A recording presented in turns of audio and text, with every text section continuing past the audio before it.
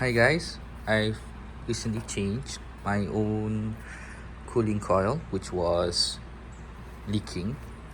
So these are the parts, and this is the part that the compatibility part. So the cooling coil is compatible with Hilux, Altis, Hiace, Innova, Fortuner, Wish, Prius and CT200H. So when you want to buy this part, and if you're doing yourself, these are the parts that's the same with these other car models. Which model I'm not sure, but you can look this up. So and also when you buy this, make sure you buy together with the expansion valve. This is the part number. I'll leave the part number description in the description also. This is Denso. Make sure when you buy this, you ask for this tape. This is I'm not sure what it's called, but it's to fit in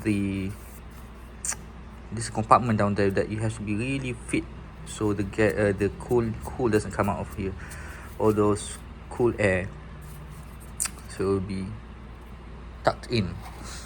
Okay, and also ask for new screws. These are small bolts, and there is this part here. They will give you this part, but you might need to ask extra. Okay, this is the oil for the Prius. Remember, it's a ND11 oil. Do not mix it up.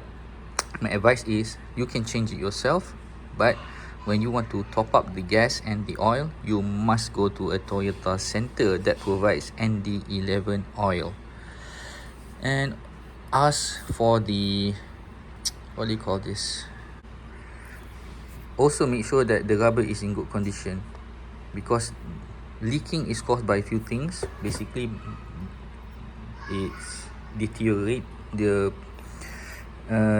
coils itself has deteriorated, so they'll be leaking. Here on my side, it was on this side. Okay, number two is the rubber band. I won't say rubber band, but here it'll break into two or maybe three, and also on this part, because it goes in like that. Okay, so on this side there's another rubber here where you have to put in. Okay, that'll be all.